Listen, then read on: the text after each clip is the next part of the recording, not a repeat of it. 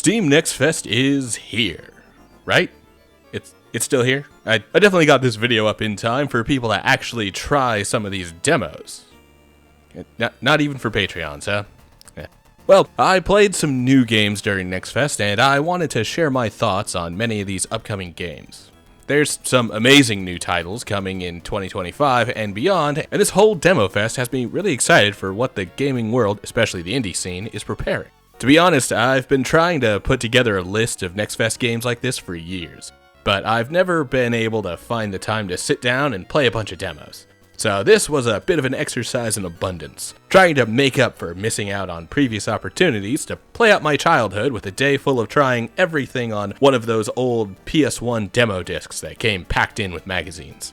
And honestly, I'm glad I cast as wide of a net as I did, since that meant trying out a lot of games that I otherwise would have sidestepped, but are quickly placing themselves on my Steam wishlist, and more than one that will be an instant purchase when they release. I was also looking for some classic Steam garbage, and one that should have counted wouldn't load, another was AI porn garbage, and the final one is a solo dev project with far too much promise and heart put into the project for me to shit on. So otherwise, every game here is at least playable, has some positive benefit, and would be worth playing if you're a fan of the genre it belongs to. Mostly. With how many of these games are indie devved, it isn't my intention to be mean to anyone, so before I get into any praise or criticism, I want to start by acknowledging the work that has gone into each of these games, and I understand that even if I have suggestions or feedback for how to improve them, it's likely that my first ideas for improvements have likely either occurred to the devs, have been suggested already, or aren't as easily implemented as I'll make them sound when I say, change this and you're good. Alright, that out of the way, let's get into the games. And we'll start how I started this weekend of gaming, with a cute little cartoony base builder and management adventure. A space-themed project by the YouTube channel, I'm going to pronounce this absolutely wrong, Kurzgesagt.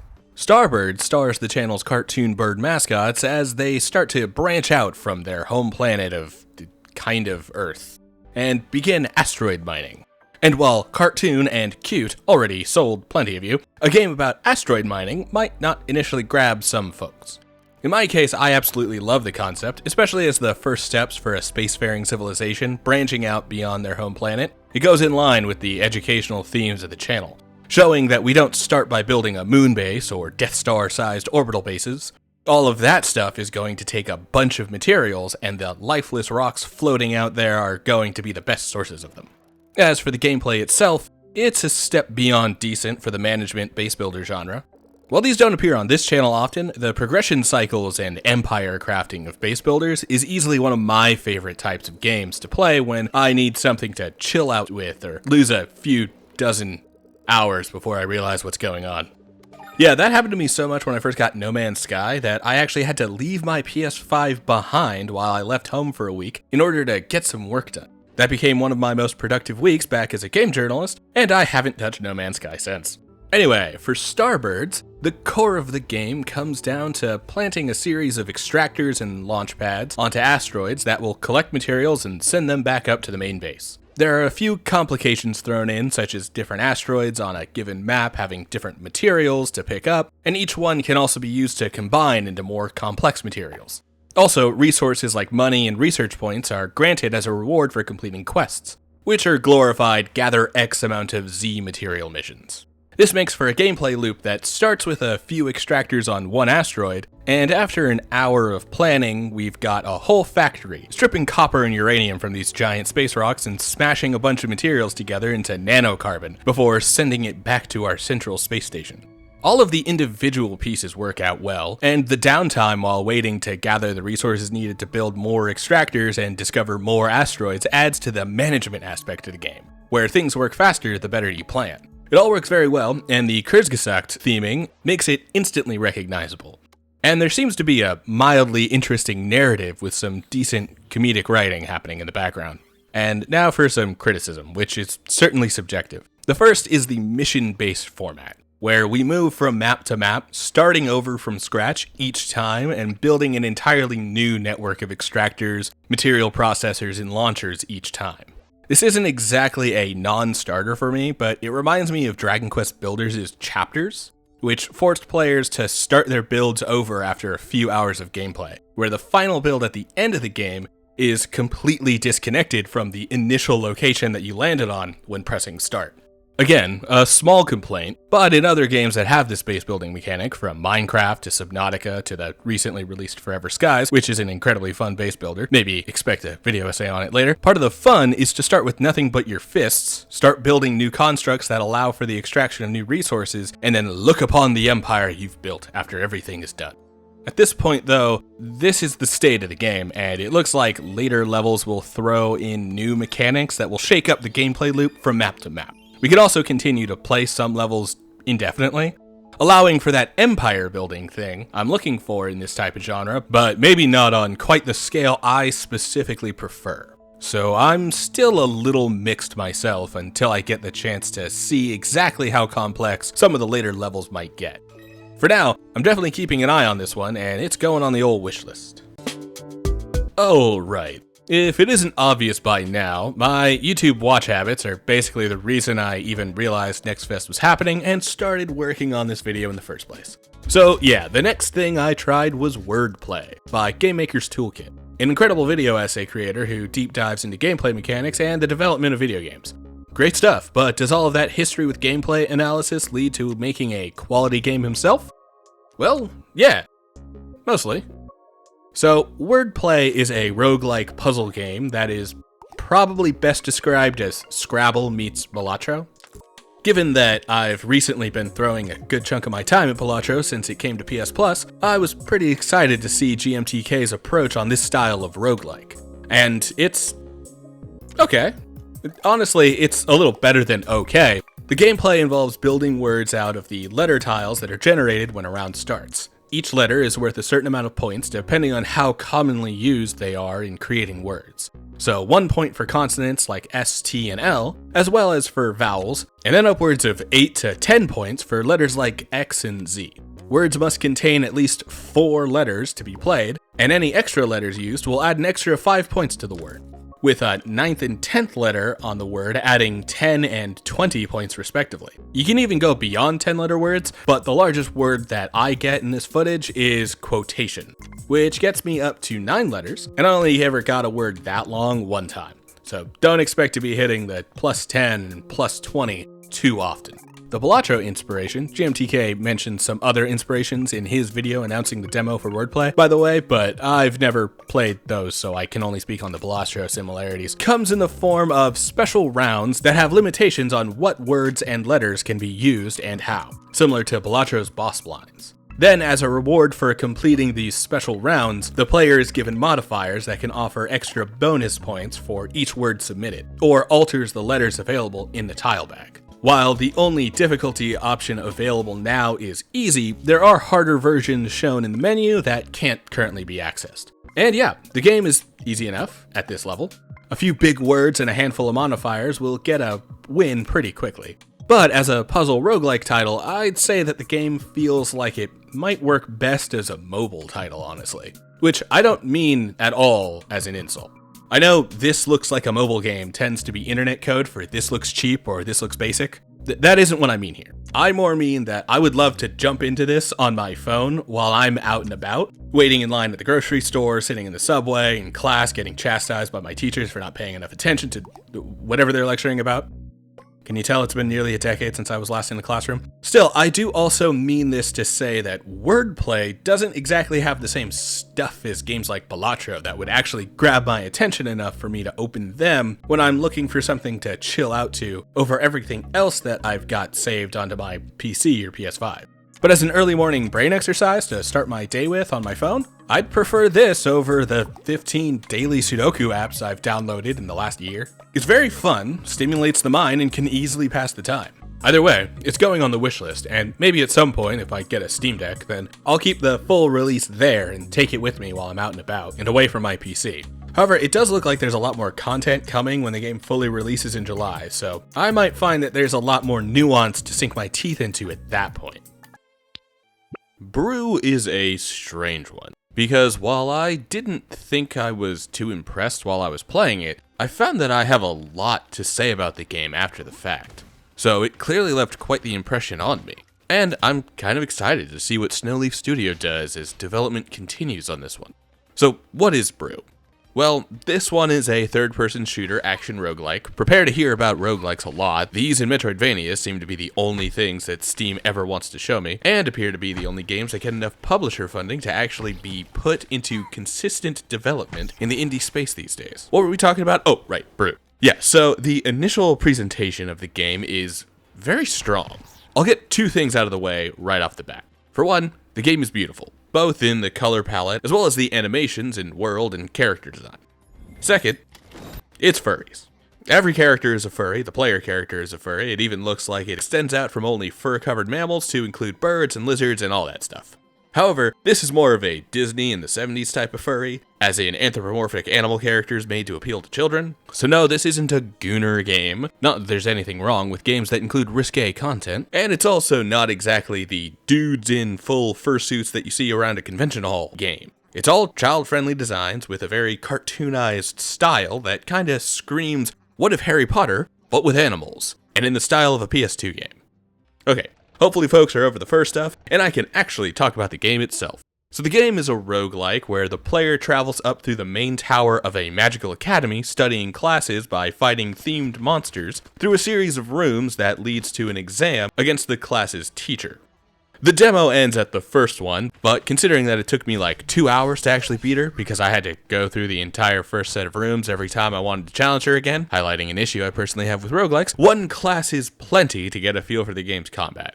This is where the game really shines, even if it still feels slightly rough around the edges. Combat is centered around collecting materials in order to make potions, which can be used one of 3 different ways. Players can drink the potions to upgrade their melee attacks and dodge. You can also simply chuck the bastards and cause an effect that envelops a wide area depending on the element. Or finally, these can be shoved into your gun in order to change up how you shoot.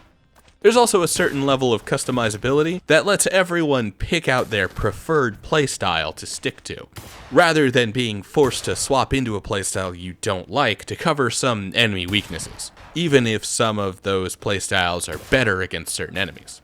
Although, there is a meta, and it's wind in the gun, throw fire, and if you've got some materials to spare, go ahead and drink your water or lightning potions. Also, a great moment to remind you all to take a hydration break. Preferably water, but I'll accept Monster Energy. As for the control of the combat itself, the gunplay is snappy and reactive. The control of the main character also gives a decent amount of control for platforming, which can be used to gain an advantage in combat by dodging and standing on elevated platforms. However, that platforming control doesn't really get used in the levels available in the demo. Honestly, I'd love to see rooms that are entirely built around platforming puzzles and traps, because all of that snappy action is currently being wasted. And this stuff is too fun to waste like that. Now, the major critique I have about the combat comes down to feedback, or really a lack of feedback. This goes for the feedback of both giving and receiving damage. In the case of damaging enemies, the major indication that a player is dealing damage comes from the enemy health bar dropping, along with a small flash of light. But beyond that, enemies don't really react to being shot. Some will flinch sometimes, but they can never be caught in the middle of an action and stopped before they hit you, unless the hit is a kill. I don't think there should be a flinch on every attack, but if there was a stagger meter that filled up, doesn't even have to be visible to the player, and in fact, that would be better, that would cause the enemy to quickly flinch after taking a couple shots in a row to interrupt an attack and give the player more agency during combat, it would go a long way. On the other end, we've got the hits that the player takes, and half the time, I would look at my health, it would be half gone, and I had no idea where it went. Again, an audio cue and maybe some knockback to go with the very quick flash that happens when you get hit. The point is that I need a little more indication that I failed a dodge or failed to notice a projectile in the distance. One other critique I want to highlight is the lack of enemy variety. Across the whole demo, there's only like 4 enemies, but this is also the first class. Basically, the different biomes across the rest of the tower. So hopefully there will be more variety from class to class. Finally, there's also the way that getting materials to make more potions often requires breaking boxes and other random stuff around the level, which will waste resources if you've pumped a potion into the gun. Or it will be time consuming to use melee attacks to break everything. This is coming from an attempt to optimize having a negative effect for sure, but given how important the potions are to combat, especially against bosses and some of the larger enemies, having a better way to gather up those materials or getting enough drops from the enemies to not feel like I have to search around could absolutely boost the pace of each level. To complement sandwich this review, I love the power-ups that come from beating a room, especially the ones that add some form of damage to movement, like dodges and jumps. The weird synergies with those are so fun that I want to play the full game for the express purpose of beating it with only the special damage effects. Again, the platforming controls are fantastic, and getting to make them my primary mode of combat was super fun. On top of that, the boss design is incredibly well-rounded, with phase shifts that mix up her moveset and demand further mastery of the platforming controls in order to keep from getting killed. If half the bosses are this good, it'll give contemporaries like Dead Cells a run for their money. So even if I've got some gripes with the combat, this is absolutely a wishlist and possibly even a day one purchase for me. And not only because the hyena mechanology teacher is incredibly hot. Alright, if you clicked on this video, then Mina the Hollower is probably the reason you're here, because you want to see someone else glaze this thing. And well, yeah, it's fantastic. Yacht Club Games is absolutely cooking with this one. From what I've heard, Shovel Knight was attempting to recapture the vibe of games on the Super Nintendo or SNES, and Mina the Hollower is going for more of a Game Boy kind of style, possibly with a focus on the GBA era. And as someone who played tons of GBA in middle and high school, Mina nails that vibe completely.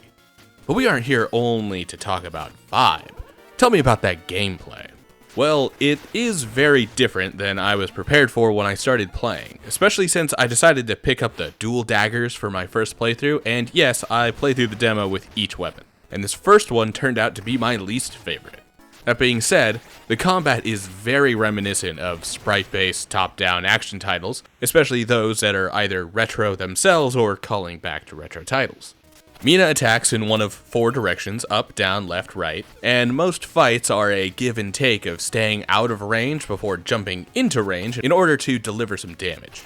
The 2 aspects of this that make Mina unique are a lack of a dodge or dash, and the inclusion of the ability to burrow into the ground and move around below the rest of the game's active space. The last 2 pieces are a bit of a misnomer actually, considering that the burrowing is the dodge and dash, combined together into a single action with multiple uses, even if that isn't immediately clear from the start. In fact, I didn't really click with the nuance of the combat before the final boss of the demo. Once I did, it was intensely fun, and it comes down entirely to that burrowing ability. Without a consistent dodge, and with some enemies that attack very quickly and can reach across the entire screen, the player is tasked with dropping underground in order to avoid damage and get in position to counterattack. However, there's a bit of a delay between pressing the burrow button and Mina actually dropping into the safety of the ground, so players have to be extremely proactive if they want to avoid all damage. Then the increased speed while underground means that getting into an advantageous position is a lot easier, either to escape combat entirely or to get behind an enemy and start unleashing your own attacks. Altogether, this leads to a very familiar retro action combat, with a unique twist that gives the game its own identity apart from its contemporaries. This is all without even talking about the artwork both in and around the game. It's all very similar in style to Yacht Club's previous works, with very dark artwork that makes prolific use of shadows that acts as a stark contrast to the otherwise brightly colored characters. Oh wait, I learned an art term for this recently, chiaroscuro, or clair obscure. Yeah, Mina makes good use of chiaroscuro. I will not apologize for my terrible Italian, to emphasize the color use with the thick blacks that outline everything and fills in the empty space between objects and background elements. Then there's the playstyle variety that comes with the 3 different weapons. Like I mentioned before, I started with the double daggers thinking that speed would be the most fun. But personally, I found the whip to be my favorite, thanks to the increased range, and moderate damage that it possesses as well. It also leans really heavy into the Castlevania inspiration, which appears to be a big part of Mina, as it certainly was in Shovel Knight before, given the secondary attacks and leveling system drawing from some of those retro titles. And I don't want to skip by the hammer either. It's a very unique weapon, as it allows to charge the attack for extra damage, but doesn't leave you entirely open while doing so, as you can dodge roll all around. The only drawback is that once you've picked the direction you'll attack in, you're locked into that direction until you release the attack. So there's still a level of planning and positioning that becomes even more important with the hammer. The charge also only takes about half a second and can hit aerial enemies, so it really is a solid weapon choice. All of that said, this part is going to be a little short, since there won't be much I can say that others probably haven't already. Mina is peak, and will be a day one purchase for me when it releases. I might want to finally give Shovel Knight a real try in the meantime. Alright, so while Mina was a follow-up to an indie darling that I never played myself, Moonlighter 2 caught my attention because I had played the original. The first Moonlighter was a really interesting game that scratched a lot of itches but never quite left enough of an impression for me to rate it as a top 10 indie or anything. It's a fun game that I'd certainly suggest to roguelike fans looking for a less stressful version of Cult of the Lamb. As for the second game, taste is going to be a major factor for anyone's enjoyment here. There have been a lot of changes that mix up the formula on both segments of the game. Right off the bat, there's the art style change. We've moved from 2D pixel art to 3D isometric environments. Personally, I love pixel art, so this was an immediate disappointment for me. Again, that's a matter of taste, and everyone will have their own preferred style. And this new one might work more for some people than for others. It's good, and gives a real, Bastion vibe to the world. So the complaint isn't about the quality, but instead wanting it to have been more of the same from before. Then there's the major change in how the roguelike aspects build out each level. Once again, this follows the Supergiant style found in their games like Hades, where players will play through individual rooms before arriving to a reward at the end, and a choice of what the reward will be at the end of the next level, sometimes choosing to make the next level harder for the sake of better rewards, either in the form of more treasure or in upgrades for the run. This is different from the way that the original had each level be a floor with a bunch of individual rooms to explore in more of a top-down Zelda style, also similar to Cult of the Lamb or Binding of Isaac. Again, it's a change that will be mostly affected by taste, but I found directly fighting enemies for treasure in larger floors with more rooms to have a more adventuring vibe, whereas this new method has more of a climb to the top vibe, which works very well for a game like Hades, but I don't know if it fits the vibe that Moonlighter is trying to go for when it comes to going out on an adventure to find things to sell in your shop. Now, when it comes to the store management mechanic, we've completely done away with having to guess at an item's value, and the minigame for sales takes notes from other shop owner games like Potionomics, with a little bit of randomness centered around the bonuses you get to apply to each sale, along with the roguelike upgrades you get as you continue to sell through your stock of treasures. It's fine, but it loses a lot of the identity of the original Moonlighter as a result. Basically, a lot of these changes appear to be an attempt to streamline the game, putting players on a mostly straight path in the dungeons and then removing the more abrasive parts of the treasure selling. That being said, this streamlining and simplifying removes a lot of the identity from the original. And that's not even to mention that the combat feels a bit off now too. Enemies don't react to your hits, movement feels slow and clunky, and a lot of ranged attacks especially feel like they are unavoidable in most cases. Of course, I don't want to leave Moonlighter 2 with only negatives. For everything I had to say about how much the changes make me miss the first game, the boss fights are altogether an improvement. There are 2 in the demo, though I only really got the chance to put a lot of time into one, since I could challenge him from the start menu. I tried to go back for the second one, but the game broke and wouldn't read any of my inputs from either controller or from mouse and keyboard. It's an early access demo of an unfinished product though, so I won't hold that too harshly against the game. The point is, though, that the one main boss that we get to retry indefinitely in the demo is pretty fun to fight. He has interesting mechanics and some opportunities to parry with the backpack. His phase transition makes his previous attacks more deadly than they'd been at the start, and the arena control and denial adds pressure in unique ways. I'm not a huge fan of how often the boss is completely immune to damage, and some of these attacks feel impossible to properly dodge with how slow the player character moves, but it's otherwise a stellar fight that I'm glad they put in the demo. Even the boss at the end of the demo's original biome is interesting, with a number of neat mechanics, although I only saw them briefly before being obliterated at the start of Phase 2. In fact, those bosses were enough to warrant a wishlist on their own, even after all of the negatives I had to say about the game, and my griping about the changes. I also want to give the full release a chance to impress me and get over my hang-ups over everything that's changed. It's not really fair to so obsessively compare Moonlighter 2 with its predecessor after all, and the product that's there shows promise to still be pretty good on its own when removed from those comparisons. For anyone familiar with my fascination with the Ghost Runner series, it should come as no surprise that this fast-paced, high-momentum boomer slasher is right up my alley. Bloodthief is absolutely dripping in personality and atmosphere, as well as blood.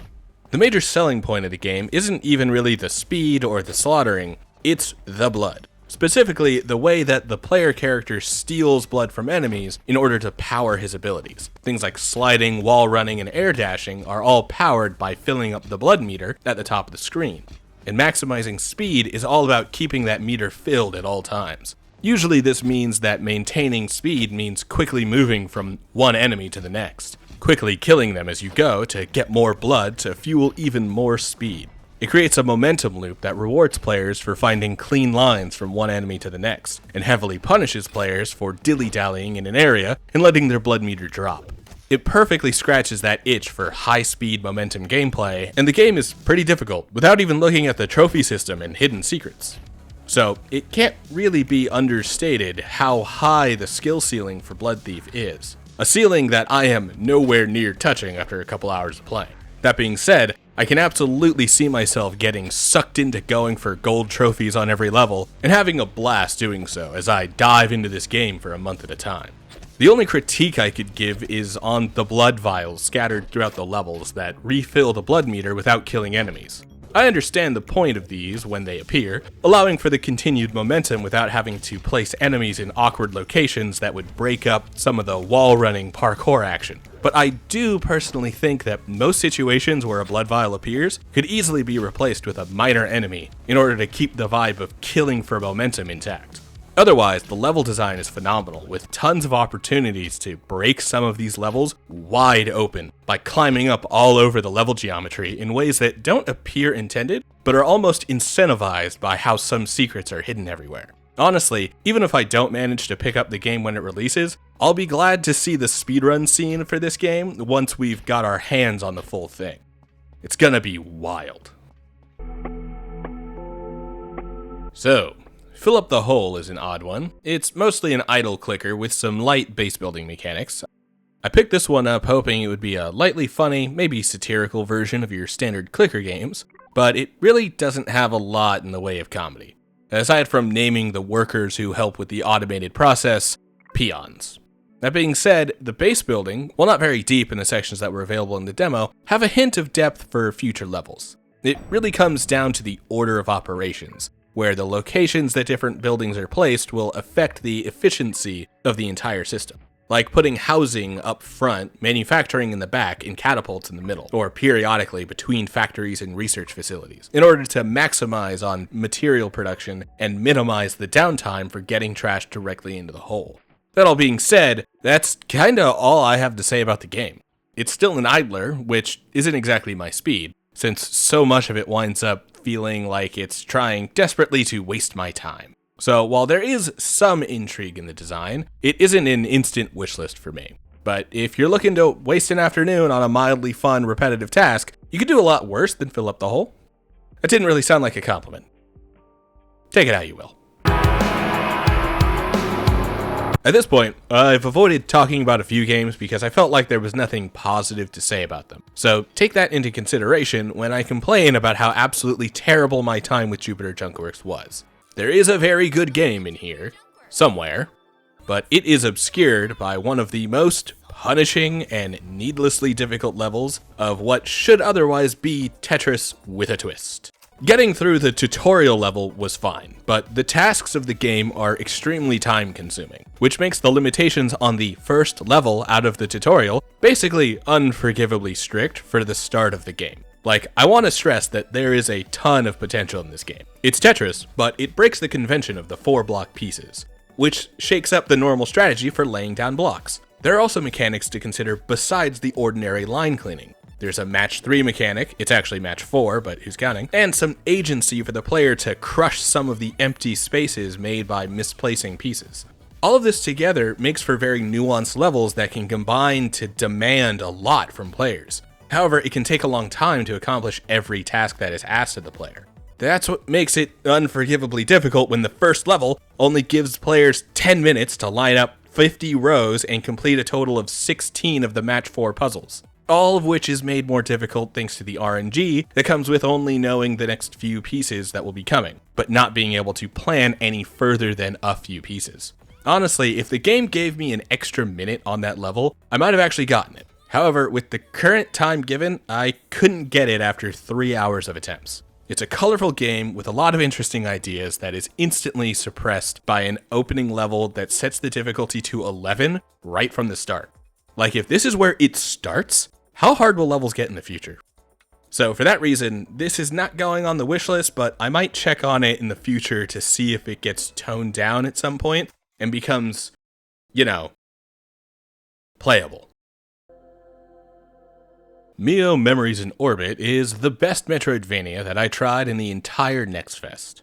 Considering that most of the games were either Metroidvanias or roguelikes, understand the quite heavy weight of that statement.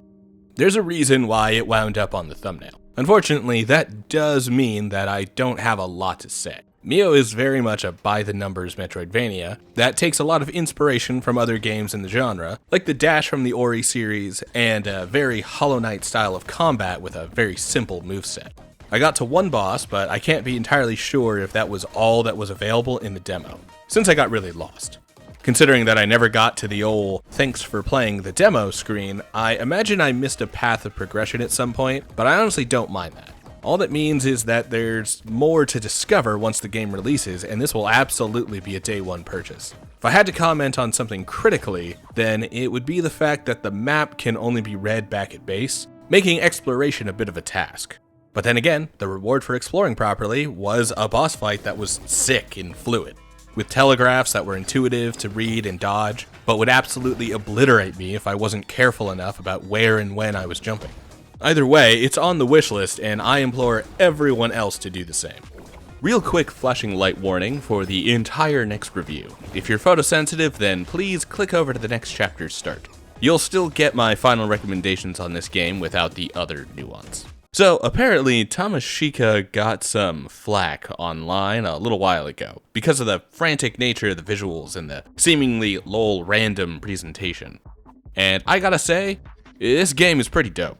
It's insanely tough and takes a few attempts to get through each level, but yeah, that process of figuring out the rhythm and how to react to each enemy in the proper order is killer. That being said, I understand why this game might have rubbed some folks the wrong way, especially if you're photosensitive. There are a lot of flashing lights, and when you aren't the one playing it, Tamashika would absolutely give me a headache. All of that being said, I want to take a second to make this a conversation about color theory and how, while Tamashika has a surface level appearance of an amateur artist and game designer putting together a complete fever dream, it absolutely nails its color use. Like, the colors themselves might be bright and flashy and confusing, but they're always contrasting with their neighbors. Nothing gets muddled or blended into itself. Every color choice has a purpose that creates a stark environment to engage with. The floors, ceiling, walls, enemies, weapons, they all strike a sharp contrast against each other to create these detailed environments that elicit somewhere between an abandoned mall and school hallway. Places that children might find themselves unattended with their imagination running wild. The result is anything but amateur, and I would like to consider comparing it to another game that sells itself off striking visuals with flashing lights and prolific use of color. Sayonara Wild Hearts. Another beautifully artistic title that, in this case, has earned a lot of praise for its use of angular and colorful designs juxtaposed against dark backgrounds that evoke an industrial cityscape. However, I personally find the use of color in Sayonara Wild Hearts to be a bit blander. where the heavy contrast only appears between the bright points of focus and the dark backgrounds, with the colors themselves moving gently across a gradient spectrum of neon lights. In contrast, the color use in Tamashika is able to invoke those same focal points between vibrant backgrounds and characters, only occasionally using its own black skybox in order to emphasize especially liminal spaces between the already liminal hallways, or to show how the walls are draining away along with the player's life force. Dying here literally drains the color away until you're left in a black void and told to start it up again. I know that this feels like a deep read for a game that looks this crazy, but given that this is an experience that opens with box breathing and a focus on keeping your attention pointed at one objective at a time, it's not a fever dream, it's an anxiety simulator. And as someone whose anxiety has been really at a fever pitch lately, oversharing, it's quite empowering to be given some agency in fighting it off, even if it is really difficult to do so. The key though, like in life, is to commit to rituals. Don't anticipate reactions. And breathe. This is all while barely getting into the actual gameplay of Tamashika, which consists of rapid-fire boomer shooting and one of the most tense parry mechanics in the indie space. The game isn't content to throw an attack at the player and say, parry it if you can, to make this bit easier and give that good dopamine drip. It holds you in place, says, don't anticipate, only react, and punishes you harshly for being preemptive, for lashing out wildly when you need to stay calm, and react accordingly. Guaranteed, when Tamashika drops, there'll be a fleet of Jacob Geller-style video essays on this game's misunderstood artistry. Hell, if I could actually get my schedule organized, maybe look out for me to take my own dive into this game's themes and mechanics. An instant wishlist that deserves way more love than Twitter has the patience to give. I really need to actually play Sonic Frontiers, because Uppercute absolutely got me in a mood for some real speed. But not a Bloodthief style of murderous momentum, but an old school Genesis gotta go fast type speed, with a touch of combat. I will say though, at this point in my dive into every demo my hard drive could hold, it was nice to be moderately good at one of these games. This is definitely one of the more casual, friendly games of this list, and it was a decent romp for the amount of time I had in it. I will say that the demo was pretty short though, with only a few levels to showcase the platforming. That being said, the chase at the end was pretty tense and really pushed the skill floor up to a comfortable medium, where it still demands some mastery over the movement without requiring absolute perfection right out the gate. Additionally, the presentation is very pretty, earning the Uppercute namesake with a vibrant cyberpunk art style, with the levels taking place inside of a cybernetic mindscape that are accessed with one of the most cursed neural interfaces I have ever seen. Are those wires plugged directly into that woman's eyes? Holy shit. But yeah, I got through the demo and then saw something called Only Uppercute in the menu, tried it for a second, realized what the name really was, looked up, and noped right the fuck out of there. It was fun for the few minutes I started working on it, but I do not have the temperament for only up style rage games. I learned that in Clair Obscure and promptly put the demo down for now. The game itself though, that wound up on the wishlist. Yeah, not much else to say. Fun speed game with a decent twist on the 3D Sonic formula. Alright, we've finally made it to the third game on the thumbnail, and this is, by far, the best game I played this entire weekend. Yeah, I wasn't entirely sold on Hell Is Us back when it was first announced, but I had followed it because it looked like a neat Souls-like with a touch of Remedy-style supernatural mystery.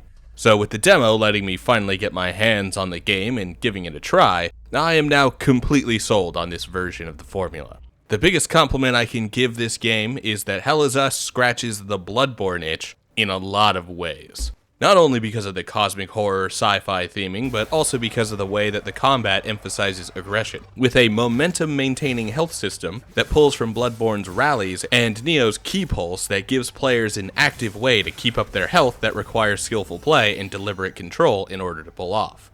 One of the worries I had when I first booted the game up was the warning I got right at the start, saying that there is no map or quest markers and that I'll have to watch and listen carefully in order to find everything. Then I realized that they were literally describing the Souls-like genre. Like Evergrace, DS1, Demon Souls, DS3, Bloodborne, all of From Software's best games, have no map at all. And even non-From Software titles like Lies of P, The Surge to a degree, don't really have elaborate maps with flashing icons to say, it's time to walk over here and kill the guy behind this door. So yeah, Hell Is Us is a Souls-like. I will note, however, that the game is pretty easy for the genre, at least on the normal, balanced difficulty. Because there are no bosses included in the demo, I didn't wind up dying at all across the entire starting level, even as I got myself stuck in a corner against the hardest enemy group that the level had to throw at me, and I had no way of escaping from their onslaught of attacks. But all it took was a single health pack to muscle through this and get through to the end. Granted, this was on the balanced difficulty, not hard mode, and not against any of the bosses that should be the real walls that should be killing me. There is a harder difficulty setting, and you know what? I don't want to hear any complaints about the game being GG too easy if you didn't go for the hard mode. If you're actually looking for a challenge, but avoiding clicking that button, be quiet. You aren't helping anyone.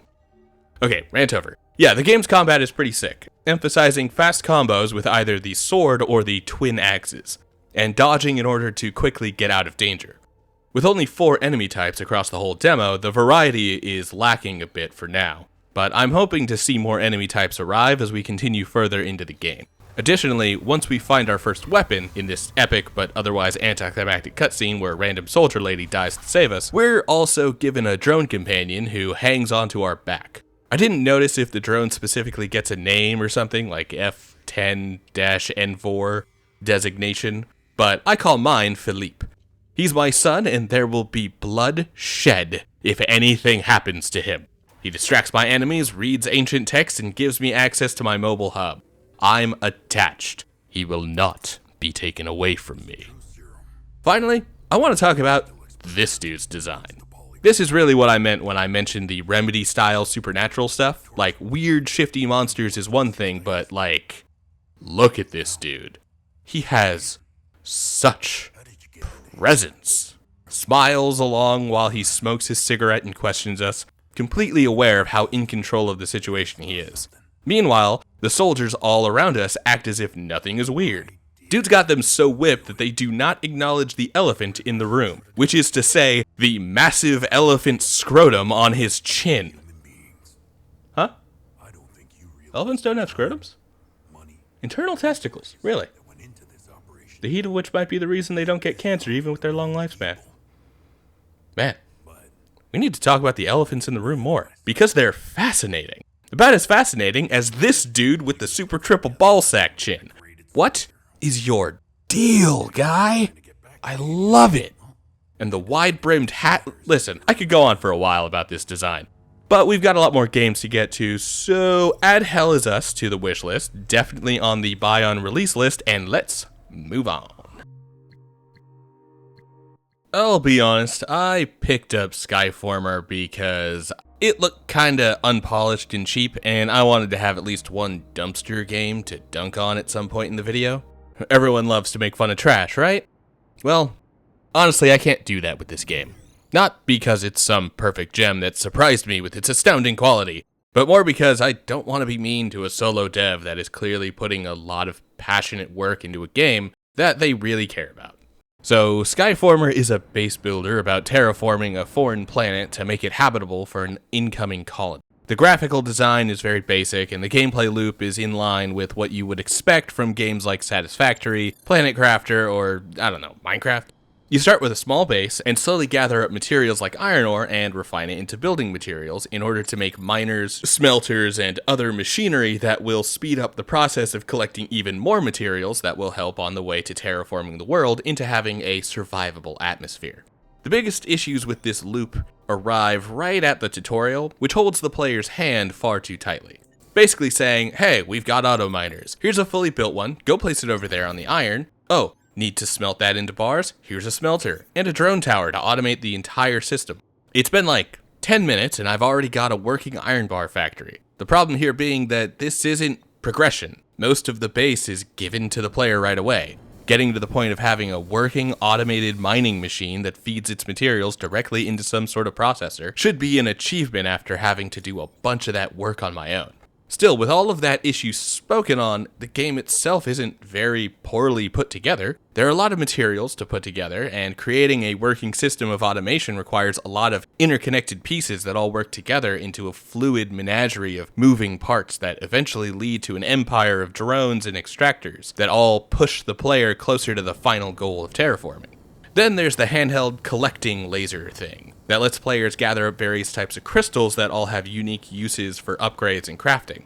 So many of the pieces are here, and the dev clearly enjoys these types of games and understands what makes them tick. The real sin is falling into the trap of adding so much quality of life that it removes any conflict for the player to engage in, and the agency for the player to struggle against whatever obstacles come in their way. In fact, there is one major obstacle that the game does very well: the weather system. Bad weather can straight up kill the player and destroy their constructs, so there are challenges that have to be worked around in real time. The point is, while this game is still very rough around the edges and will hopefully get some work before release, there's enough here to show some real promise from what I cannot stress enough is a solo dev. For that, I wish the dev luck and hope that their game finds its audience. That simply happens to not be me today.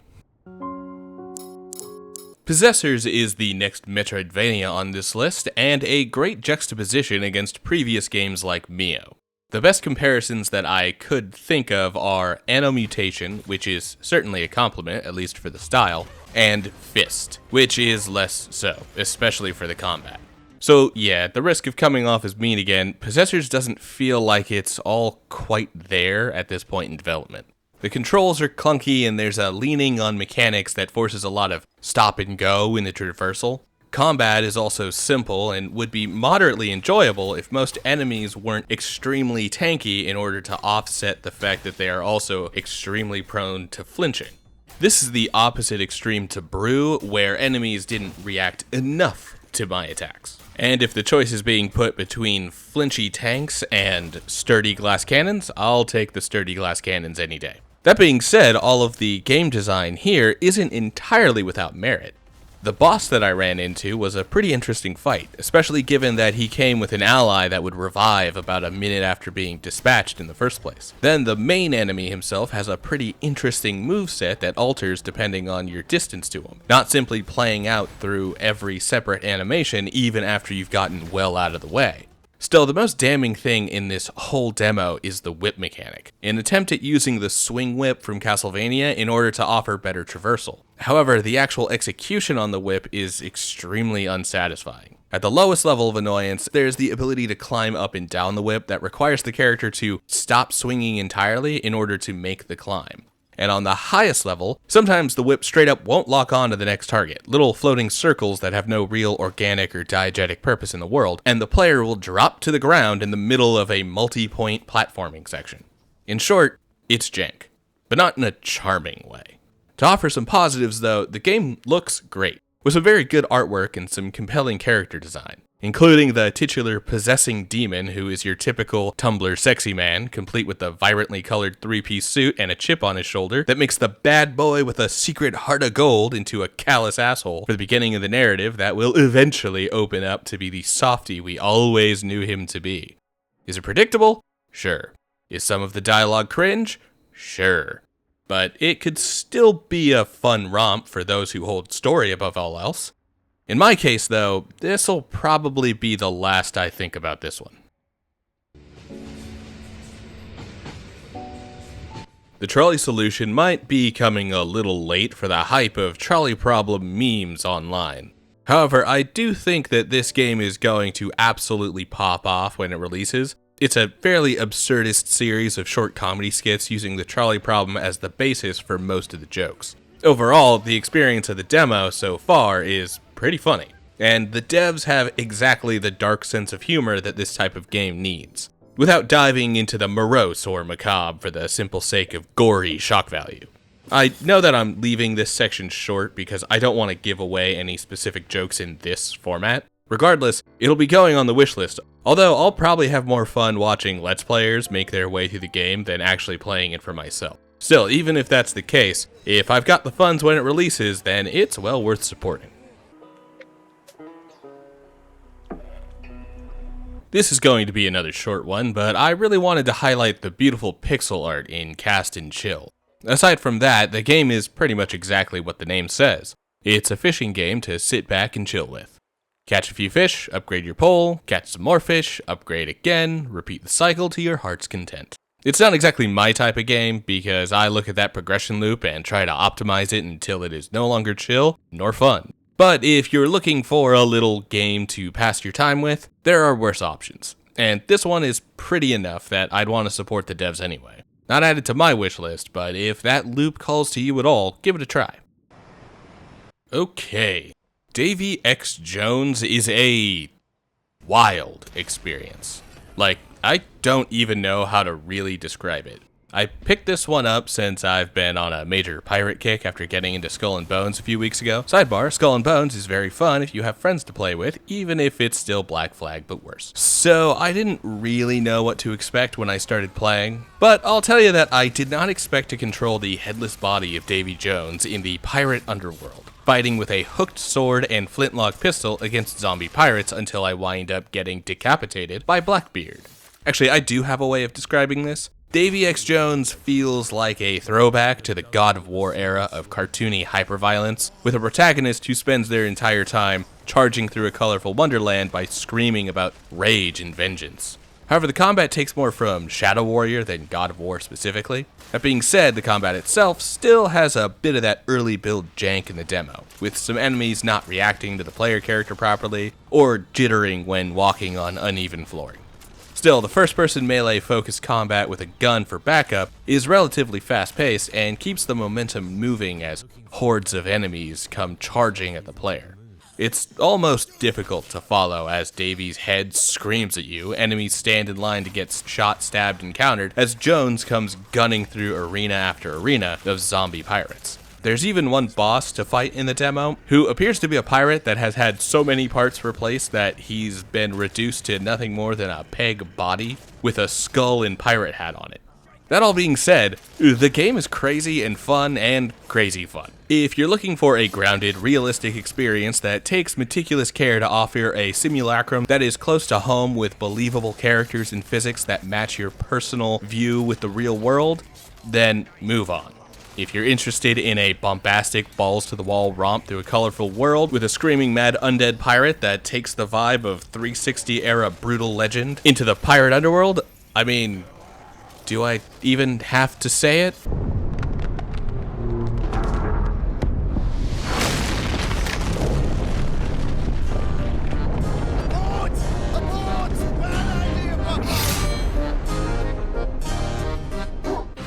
Instant wishlist. So I'll open up on Morbid Metal by stating that this is an Ubisoft game, and as I mentioned before, I've been playing Skull and Bones a lot, and yeah, I'm not a huge fan of how Ubisoft likes to shove microtransactions down your throat in every way they can. That being said, this is published by Ubisoft, not developed, and this is even the first project by developer Screen Juice, so I have no way of knowing exactly how predatory the game will be. That caveat aside, Morbid Metal is otherwise a fun time, although it is definitely late in a list of roguelikes that I played for this list, and once again, this is not my personal favorite genre. Still, the basics of Morbid Metal's gameplay loop and combat system are very fun to engage with, if not a little simple. Definitely drawing more from the Devil May Cry side of the hack and slash genre, with a hint of Warframe melee builds. Combat is centered around fast-paced combos, powerful skills, and juggling. We're well out of Souls-like territory here too, since we can cancel any attack with a quick dodge. However, timing is still important, since a perfect dodge will lead to a powerful counterattack. The result is some very fast-paced action from fight to fight, with a quality performance being rewarded with extra points, which appears to stack up throughout a run and directly link to extra rewards once finished. In the demo, this doesn't really lead to any lasting improvements, but I assume that players will be able to make progressive upgrades to their characters and even unlock new characters to take into runs. As for these runs themselves, the demo gives access to one level, a location that looks like it's modeled after mountain shrines that give an air of a long-lost civilization now reclaimed by nature. The environment itself is beautifully designed. In the case of the enemy variety in this locale, I can't really speak to it, since it is a demo of a roguelike, so it's likely that I didn't even see the full level of variety planned for the one area they showed, or at the very least, how difficult these enemies can get with some more advanced settings. This leaves Morbid Metal as an all-around pretty fun experience to play through. However, I do have to say that as well put together as the game is, Morbid Metal is a touch generic.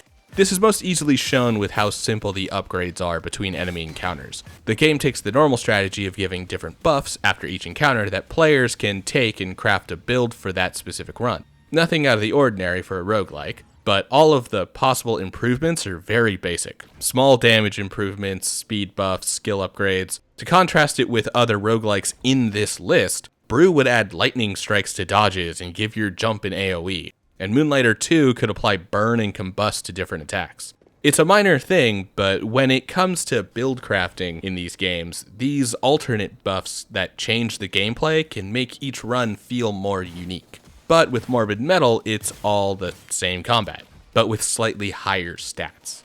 Very good and engaging combat, mind, but nothing felt different from one run to the next, regardless of what skills I wound up picking. That said, it's still going on the wishlist, and I'll be excited to see how the game evolves as it prepares to launch into early access in August. Screen juice is cooking for sure, and I hope to see something that pulls me back into the game into the future. Alright, another roguelike.